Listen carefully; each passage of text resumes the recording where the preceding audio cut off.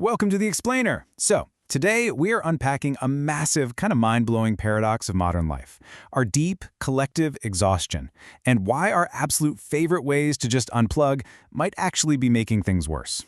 I mean, we live in an era where everyone seems constantly drained, right? But our methods for recharging are completely at odds with our own biology. We're going to take a really close look at rest versus recovery and uncover the actual biological reality of burnout. Okay, let's dive into this. If you spend literally any time online, you've probably seen this massive cultural trend called bed rotting. And, it's exactly what it sounds like. It's people deliberately spending their entire weekend completely horizontal, binging shows, scrolling on their phones, all under the banner of mental health self-care. And look, we really have to understand the context here. White-collar occupational burnout and psychological exhaustion have reached historic highs. We're driven by constant digital connectivity. Our brains are just constantly pinging all day long. So, in response to all this hyper-connected stress, this extreme form of passive comfort has basically emerged as a culturally celebrated escape hatch. Now, I really want to validate exactly how you might be feeling right now. You're tired.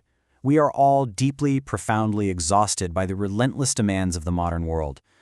But I have to hit you with a hard question, one that kind of challenges our most preferred cozy cure. Does doing absolutely nothing actually cure burnout? I mean, think about it. When you are utterly depleted, is becoming entirely stationary the biological solution your body is actually asking for? To answer that, we really need to look at the mistake we're all making. We are completely confusing the absence of labor with the presence of wellness. We tend to assume that if we just stop working, stop moving, and go into this passive systemic shutdown, we'll heal. But science? Well, science tells a very different story. True restoration actually requires active, low-stress engagement. It requires an intentional transition into value-driven activities, things that stimulate circulation, reset cognitive pathways, and basically tell your body, hey, it's time to rebuild, rather than just shutting down. Section 1. The biology of recovery, how our systems actually regulate. So, to truly understand why passive isolation fails us, we've got to strip away the cultural buzzwords and look at the actual biology. It's called the effort recovery model. Think of your personal biological and cognitive resources as finite. They're limited. Your daily workload demands deplete these resources. Now, according to this framework, recovery doesn't happen just because you stopped working. Actually, recovery only occurs when the specific functional systems that were tasked during your day are completely unloaded and then allowed to actively self-regulate. So if you spend 8 hours staring at a screen for work, staring at a smaller screen in bed doesn't unload that cognitive system. You need specific functional unloading to actually trigger the recovery process. Now, here is where the biology gets absolutely fascinating. It's this concept called supercompensation. This is the physiological process where, right after a safe period of physical or cognitive stress, your organism rebuilds its structural systems to a level that is higher than its original baseline. Let that sink in. This means that safe physical or cognitive stress, like, say, a challenging hike or learning a complex new physical skill, actually reduces your systemic fragility. By introducing safe adversity, you're prompting your biology to adapt and grow stronger. You don't get stronger by doing nothing, right? You get stronger through the adaptive mechanics of active restoration. But there's a dangerous flip side here. Contrast that vibrant growth of supercompensation with this: deconditioning and atrophy. This is the rapid degradation of your muscular, cardiovascular, and even your neural networks when environmental friction is entirely removed from your routine.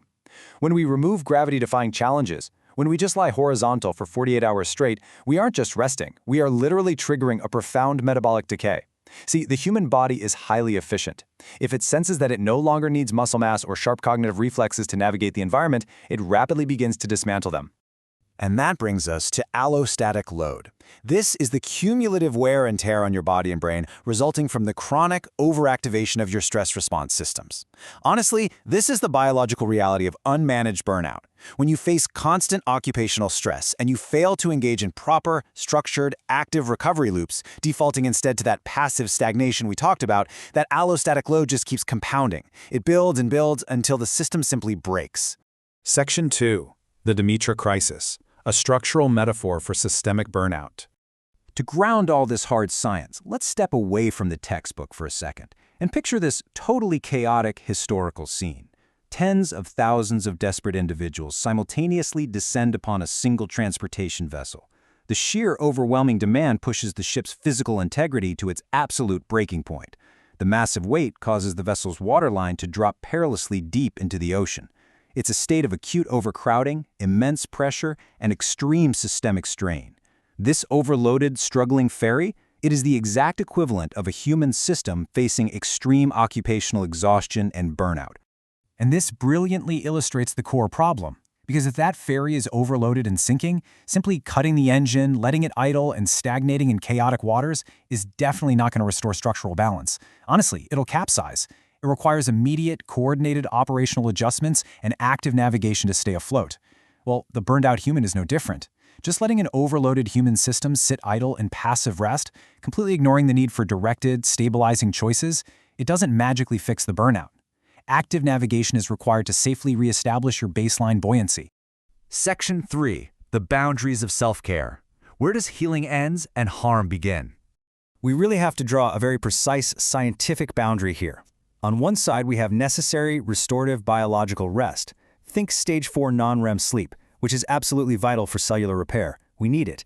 But on the other side, we have the degenerative mechanics of chronic sedentariness and systemic atrophy. So, I have to ask you, at what exact point does our modern version of self-care cross that dangerous threshold? At what hour of lying on the couch, staring at a screen, does the biological healing stop and the active harm to our physical and neural systems actually begin? Section 4. The Exhaustion Catch-22. The Paradox of Choosing Active Recovery. Now, I totally want to empathize with you here, because making the right biological choice is incredibly hard when you are already deeply drained.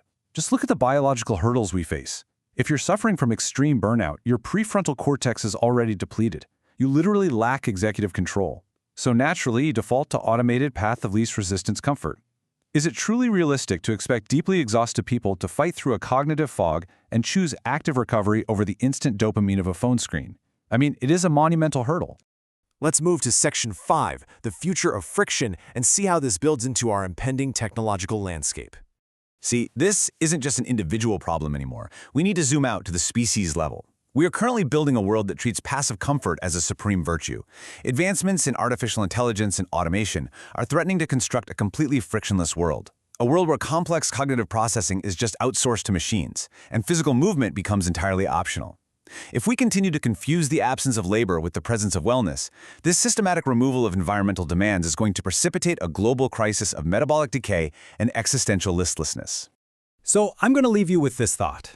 If we successfully build a hyper-convenient civilization where AI does our complex thinking and machines execute our physical labor, leaving humanity with absolutely nothing left to do but endlessly rest, have we finally engineered a paradise of complete liberation? Or have we accidentally constructed a gilded cage, perfectly designed to systematically rot our potential? Thank you so much for joining me on this explainer. Keep moving, keep challenging yourselves, and take care.